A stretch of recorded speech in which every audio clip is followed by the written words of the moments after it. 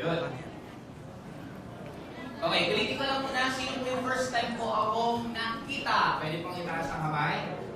Okay, now, before pa mag-start, gusto ko munang pasalamatan. Siyempre, lalo po yung mga applies nyo. Si apply, please punta natin Marco Malyari. Thank you pala.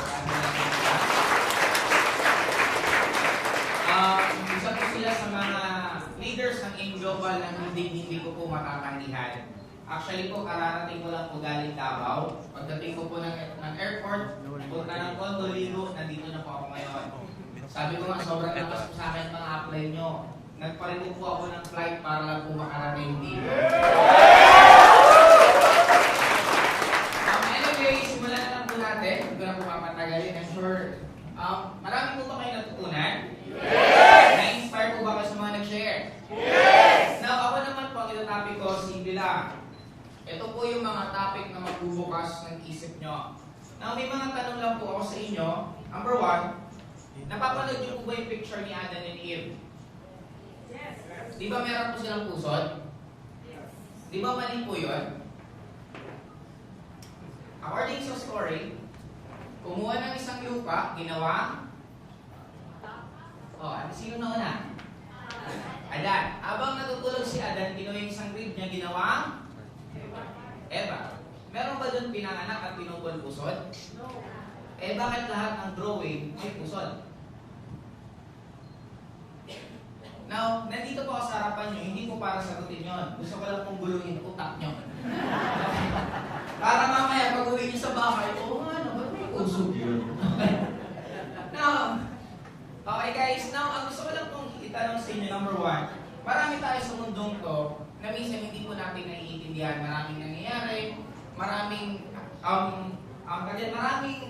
paniniwala na pinasa sa atin. Now, may mga tanong lang po ako sa inyo na gusto ko pong sagutin nyo ako. Number one, what if meron pong factory ng microphone? Isang factory ng microphone, na yung microphone, di ba ang factory may raw materials? After i-process, nagiging finished product. What if yung factory ko, 50% nun maganda yung quality at 50% dun pangit ng quality? Tanong, maganda po ba siyang factory o pangit? Pangit. Maganda o pangit? Pangit. Now, what if meron pong isang factory, okay, tatawagin mong school. Ang raw materials ng school, student. Ang finished product, graduate. 80% po ba sa gumagraduate, maganda buhay? 50% po ba sa gumagraduate, maganda buhay? 30% po ba sa gumagraduate, maganda buhay? Anong klaseng factory siya? Bakit yung 50% sa microphone ang magandang quality at pangit ang quality? Ang sagot nyo, pangit. Mataas tono nyo.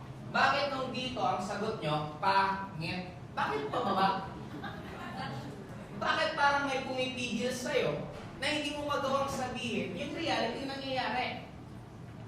Now, another question. Nung nag-aaral tayo, pinopromote ba dito ang creativity? Magdodrawing po ako ng puno, kukulayan ko po ito ng red, kukulayan ko po itong black, makakatanggap ako ng dalawa.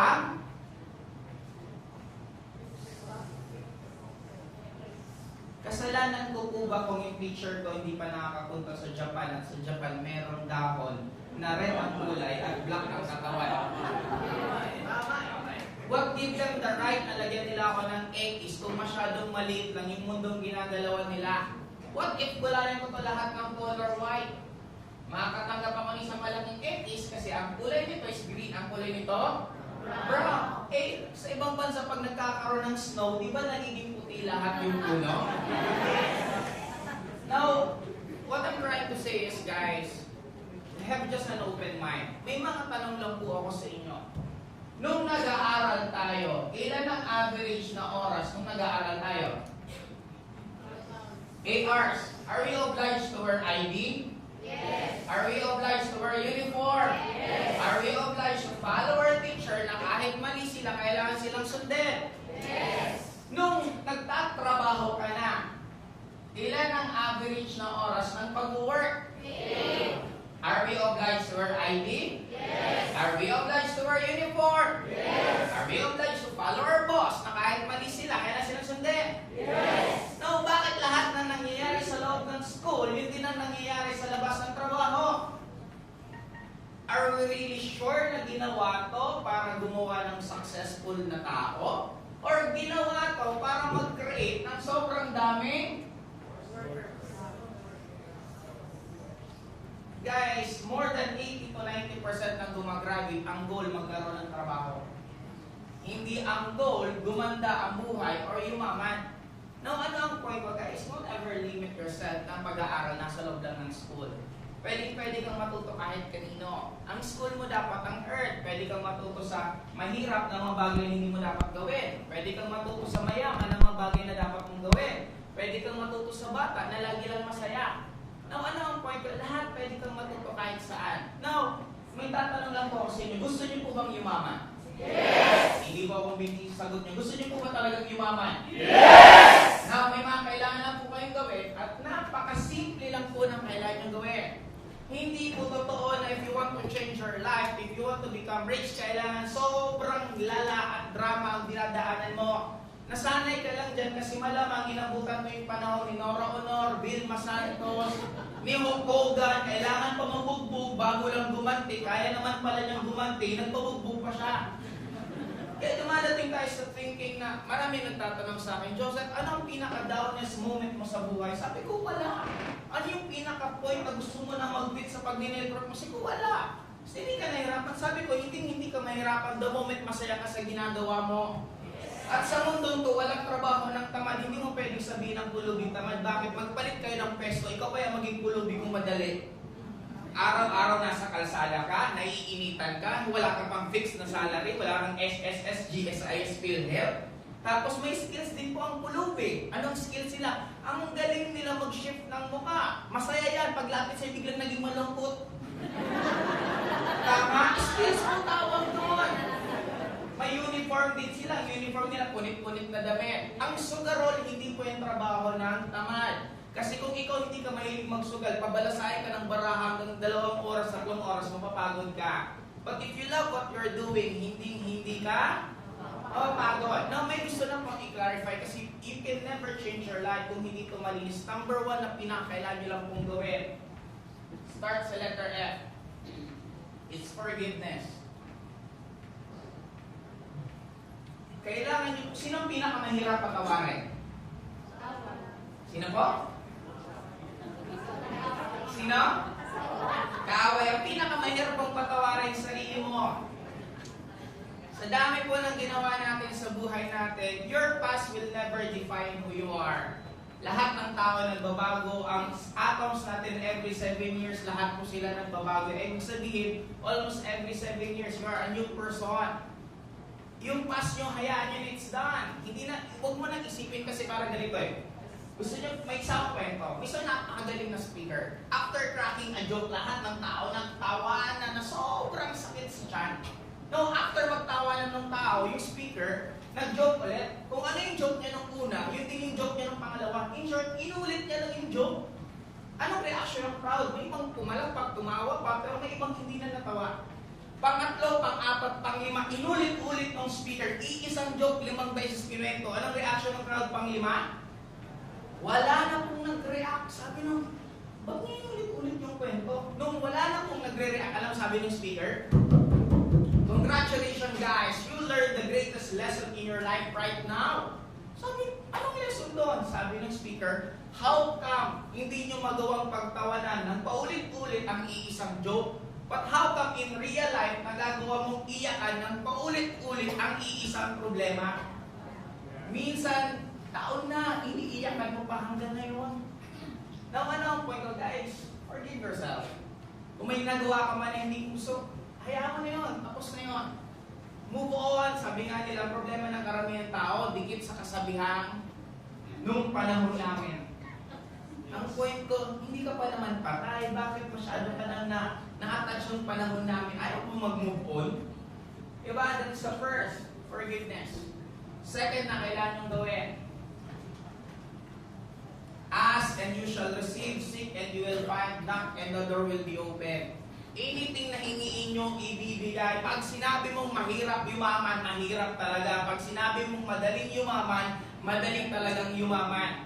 Starting right now, wag mong sasabihin yung mga bagay na ayaw mong mangyari sa'yo. Ang sabihin mo yung mga bagay na gusto mong mangyari sa'yo kasi it's very clear. Ibibigay po sa inyo kahit anong gusto nyo. Third, kailangan nyo maging aligned to.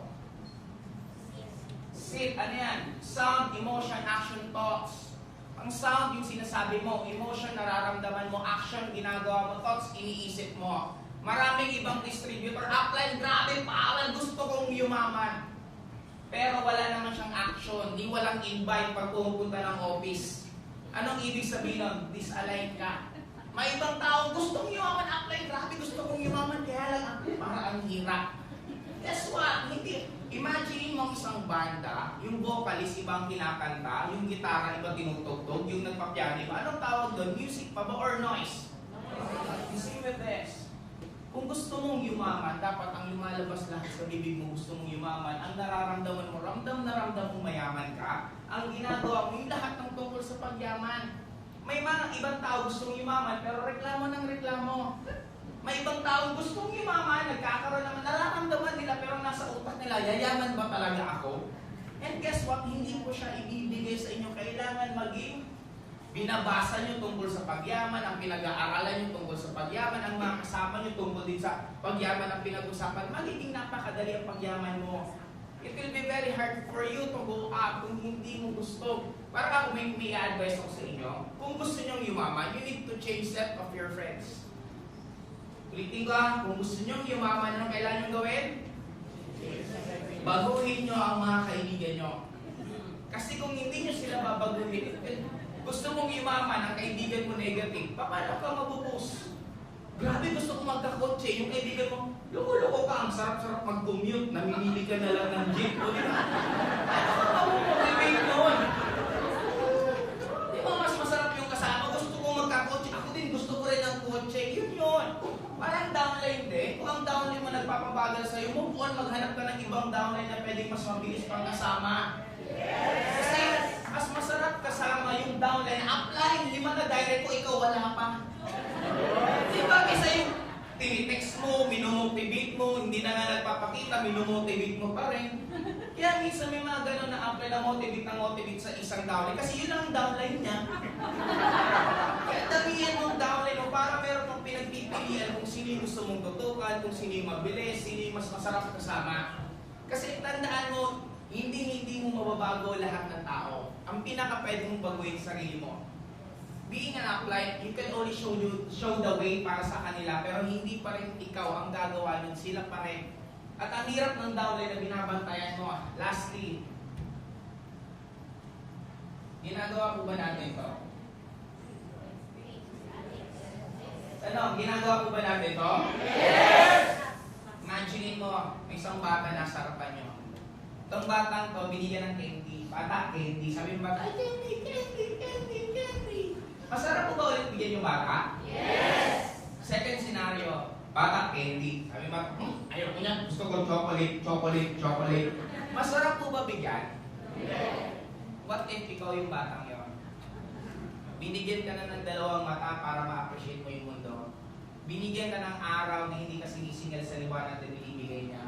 Binigyan ka ng napakalaking swimming pool na pwede mong tawaging dagat. Binigyan ka ng 2 paa, 2 kamay para ma-enjoy mong mundo. Kailan ka man ang ba nagpasalamat? Or mas madalas mong banggitin, Lord, ba't hanggang ngayon ang downline ko isa lang? Lord, ba't hanggang ngayon ang cellphone ko iPhone 4 lang? Sila naka-iPhone 6 na. Ang ano ang point ko, guys? Kung ano ang pinagdadaanan mo ngayon, madali ang pasalamatan. Ang ibang problema sa pag-dinendor, Lord, grabe nung nag-networking ako, ang hirap-hirap na ng buhay ko, lakad ako ng lakad, ang layo-layo na ng nilalakad ko. Pwede mo nang sabihin, Lord, thank you. Dahil sa effortless na, kapag jogging ako, wala talaga akong magawa.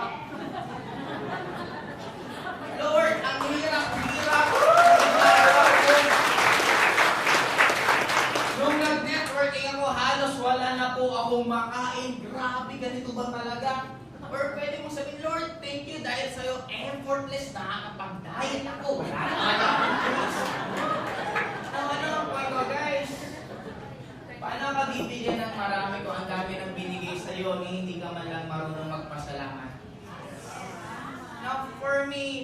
maging clear sa'yo yun, magugulat ka. Gaganap po sa inyo yung tinatawag na law of least effort. Anything na sabihin mo ibabagsak sa inyo at hindi po siya magiging mabagal, magiging sobra po siyang bilis. Okay, starting tonight, or anong oras ba? Gabi na, starting tonight, kailan nyo lang gawin, ayusin nyo sarili nyo. Now, before ako matapos, gusto ko lang po i-share sa inyo, doing in global for more than 9 years. So, yung pong sa blessing na binigay sa akin, sobra-sobra pong dami. I have 7 cars na hindi ko na po isa-isa yung masasakyan. Every year, minimum 5 countries pinupuntahan ko.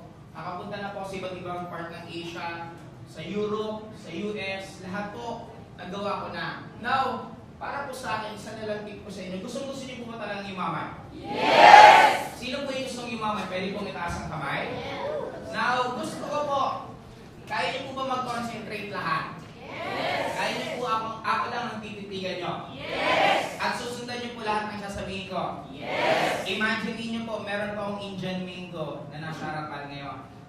Babalatan ko lang po yung Indian mango na yun.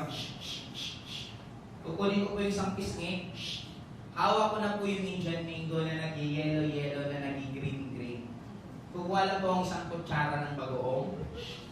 Ilalagay ko po ngayon doon sa Indian mango. Yung Indian mango na nag-green-green, meron po sa ibabaw niya na bagoong na nagba-brown-brown na nag-oil-oil. Kakainin ko lang po Naramdaman niyo po ba yung asim? Yes! Yung bagoong po ba hanggang ngayon bumabawa paliko? Ang tanong, meron po ba akong Indian mango at bagoong na hawak? Bakit niyo naramdaman? Bakit? Alam niyo bakit niyo naramdaman? Kasi sa mundong to, hindi mo kailangan physically nandyan para mo maramdaman. Kung alam mo sa sarili mong yayaman ka, dapat ngayon pa lang ramdam mo na sa sarili mo. Dapat ngayon pa lang, alam mo sa sarili mo na pagbaba mo dito sa building na to, nandyan na nag-aantay yung coaching gustong-gusto mo. At dapat kitang-kita mo na rin sa sarili mo na after i-drive mo yung kotse, pauwi ka na doon mismo sa bahay na gusto mo, yung pamilya mo sobra-sobrang natutuwa sa'yo dahil sa buhay na pinibigay mo ngayon. For me guys, don't ever limit yourself. Ang dami niyong pwedeng gawin. Tayo lang the only species sa mundong to na masyado mong nililimitan ang sarili mo. Huwag mo nang pangarapin na inulong ka na ng ilang years sa loob ng classroom. Ikukulong ka pa ba ng 40 years sa loob ng cubicle ng trabaho mo? Then after nun, ikukulong ka sa maliit na nicho. Yun ba ang buhay na gusto mo? Now guys, may tanong lang po ako sa inyo. If your life will be a movie, at ang pinaka-last part ngayon, papanoorin mo ba ang buhay mo pag ginawang pelikula? Simula nung pinanganak ka, at ito ang pinaka-ending, papanoorin mo ba? Imaginein mo yun, pelikula mo na, hindi mo magawang pagtsagaan, panoorin. Na-imagine mo gaano yung buhay mo. Kaya for me, starting tonight, baguhin yung script ng buhay mo. Magsulat ka kung anong gusto mo. Huwag mong isipin yung limit. Huwag mong hayaan yung limitation ng ibang tao maging limitation mo. Kaya meron kang fingerprint. It is a reminder that you have your own journey. You have your own story. Huwag mong gagayahin ng ibang tao kasi may sarili kang talent, may sarili kang skills, may sarili kang talent. Bakit merong buhok? It is a reminder na hindi mo yung makakontrol. Ganon din sa buhay, may mga taong sadya kang sasaktan, may taong dadaan lang, may taong magsusupport sa'yo. That is life. Now, ano ang point ko guys? Para pong wave. Ang wave, pag may dumadaan wave sa'yo, dalawa pwede mong gawin. Pwede kang magreklamo, wave, tumigil ka, huwag kang diretso, or pwede mong kumuha ka ng surfing board at mag-surf ka sa ibabaw ng wave. Parang problema. Pwede kang ma-inspire, pwede kang umiyak. The choice is always yours. Now, for me, kung nasa hospital po kayo, at merong tunog kayong maririnig, anong tunog gusto nyo? Tunog number 1. Number 1. Number 2. Anong gusto mong tunog? Number 1, number 2. Then, pag meron kang nangyayari sa buhay mo at nagkakaroon ka ng up and down, up and down, up and down, be happy. It only means that you're still alive. Yes. Guys, hindi magiging masarap or maganda ang pelikula na Fernando Po Jr. kung walang Paquito Diaz. Imagine mong Batman walang Joker. Hindi magiging masarap yung success mo kung wala ka rin pinagdaanan. Now, for me, siguro last na lang po na i-wish ko sa inyo. Kung meron na po ang gustong mangyari sa inyo, isa lang to. Gusto ko po, next year, ikaw na po ang may hawak ng mic na to at ikaw na po ang nagkukwento ng success stories mo. Again, this is Joseph Ding. Good morning.